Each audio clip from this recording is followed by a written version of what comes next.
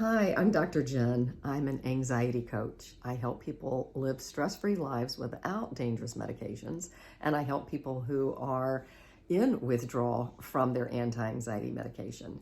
And this video is for people who are experiencing withdrawal symptoms. I have been asked repeatedly in the past few days, how do we manage the holidays when we have withdrawal symptoms? So I thought I'd just make a quick video and give you some tips on managing your withdrawal symptoms here during the holidays. How do you best get through the holidays? My first tip is right off the bat, turn down the volume on the expectations. Lower your expectations. Even when we're not in benzo withdrawal, there's so many pressures that we put on ourselves. The tree has to be perfect. The food has to be perfect. The gifts have to be perfect. Our appearance, our look, our nails, our hair for us women. Men, I don't know. That's a world I don't understand. But I'm sure you have your own pressures. But I understand the female part of it. So let's just lower the volume. Let's make the holidays what they really are about. It's about you and me. It's about each other. It's about our hearts. It's about love. And let's turn the volume down this year on all the peripheral stuff. And when you do that, some guilt might bubble up. Oh, but I've always trimmed the tree and the kids expect this, or my husband or my wife or my family. Everybody expects this. Lower those expectations. Let people know ahead of time. This year I'm not going to be able to, and fill in the blanks. And again, the guilt might rear its head and bubble up. Let it. It's okay. Just breathe through it. Allow it to come up. Feel it. Acknowledge it for what it is, but then let it pass. And if you need a tool to work with it in your body, I love this tool. I still use this tool. Slow down your breathing. This gentle stroking down your arms. It's like a sweet hug to yourself, and rocking left to right. Not this. This is what we do when we're agitated or upset. It's this like back in the womb, this gentle rocking, swaying back and forth. And just self-soothe. Let the guilt rear its head. It's okay. It's just an emotion. And really, it's just a body function. State drives story. The state of our nervous system drives our story, that narrative. So when you're feeling all of that, really all you're doing is you're experiencing your nervous system. Very much like, and you guys who watch my videos and you've talked to me, you know what's coming next. I don't mean to be vulgar, but if you passed gas, you wouldn't freak out. It's just a body function, right? It's just your digestive system doing what your digestive system does sometimes. So when you feel that guilt from lowering the expectations or setting some boundaries, saying, no, I can't, go here. I would love to, but I can't. No, I can't do this, whatever. When we feel that guilt, really you're just experiencing your nervous system. You're experiencing a body function. And it is no more significant than you experiencing a stinky fart. It's just stinking thinking. It's just your nervous system. So when we can put it in that frame and we have that perspective on it, kind of takes some of the punch out of it. We're still going to feel it. It's going to be in our nervous system. And however you experience that in your body, you'll probably experience it in your body. But we know that at the end of the day, it's just our nervous system. And at the end of the day, we're very safe. And that is something that you can remind yourself as you're doing your rocking. I am safe. I am safe. And I used to say, I've been here before. Meaning I've had these feelings, or I've had this anxiety, or this panic, or this symptom. I've had it before. I survived it. I'm going to survive it again. So I've been here before. I am safe. I've been here before. I am safe. So you can use that tool. I love that tool. Like I said, I still use it, and I am no longer in withdrawal. But just when life gets hectic, this is just so self-soothing. So lower expectations. Try to set some boundaries. Learn to say no, even if it's scary. Give it a try. And pace yourself. and put the focus on what Christmas or Hanukkah, whatever holiday that you have to celebrate, the new year. Let's put the focus where it belongs, on love, on one another. And if that's the focus is love, can't we and shouldn't we put that love on ourselves? And by lowering the expectations and setting some boundaries and pacing ourselves, that is a form of love. And y'all know I talk about the 4 cornerstones of well-being. Eat right, which is a whole food plant-based diet. Move enough, not too much, not too little, enough. Stress less. That's why I teach polyvagal theory and lots of ways to reduce stress in your life, and love well. And that love well cornerstone, it isn't about the feeling of love, it's being love. It's all of those wonderful spiritual practices: gratitude, acceptance, patience, kindness, forgiveness, compassion, service to others. So in the spirit of the holidays, which hopefully is about love, let's extend that love to ourselves. And we can do that by lowering the expectations, setting boundaries, pacing ourselves. It's really important. That self-love is so critical. It's just so critical. And another tip, try your best not to future trip too much.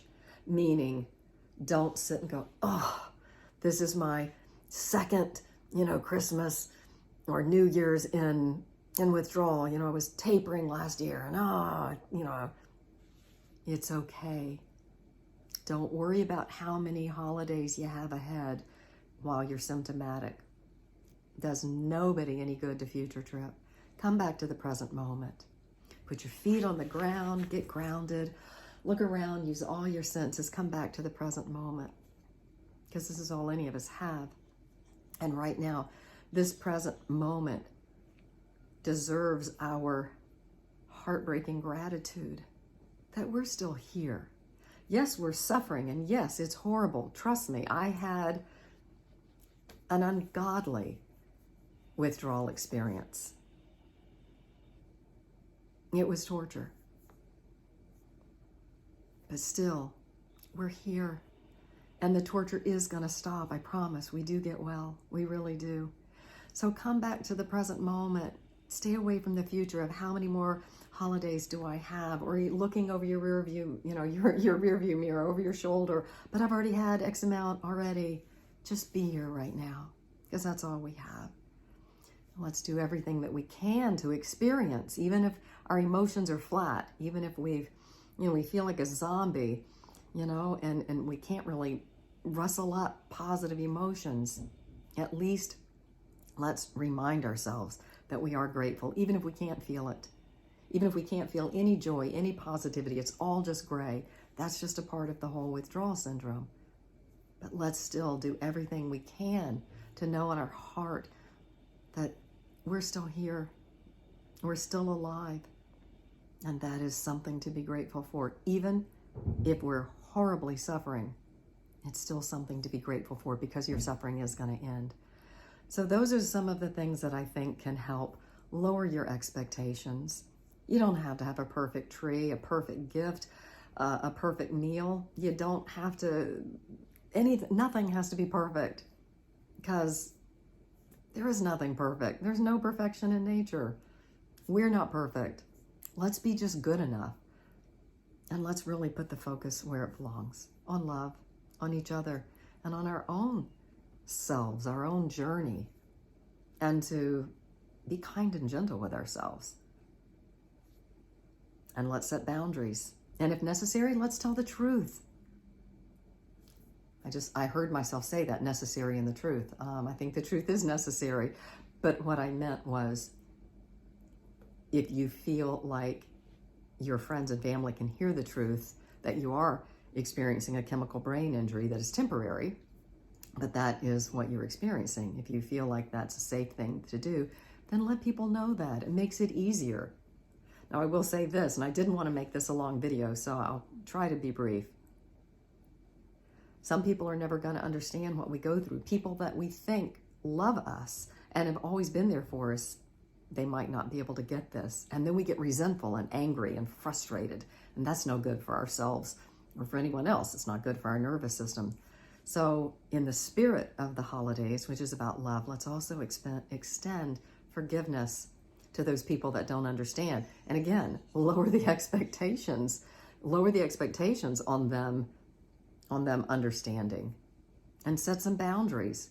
Stop chasing after people's approval. Stop chasing after people to really get it, to understand. If they're not going to, they're not going to. We can't change people, places, or things. So extend that self-love to yourself and let it go. Just let it go. You know, if Cousin Mildred and Uncle Buck show up and, you know, they think that you just have anxiety and you need to, you know, contemplate your navel and you know, take a jog, that's their opinion. That's about them. It's on them. It's not on you. This is not the time to fight it, you know, to make a big deal out of it. I know it's hard to let it go because we feel so marginalized by the medical community because they're the reason that we're here. They don't understand the dangers of these drugs, and they don't know how. Most doctors and therapists and the medical community don't know how to help us get off these drugs safely and how to navigate the benzodiazepine withdrawal syndrome or the antidepressant withdrawal syndrome. But in the spirit of love and Christmas, let's let it go. Let's just let it go. It's not worth the fight. It's not worth the fight at the holidays, and it's really not worth the fight at any time, to be quite honest.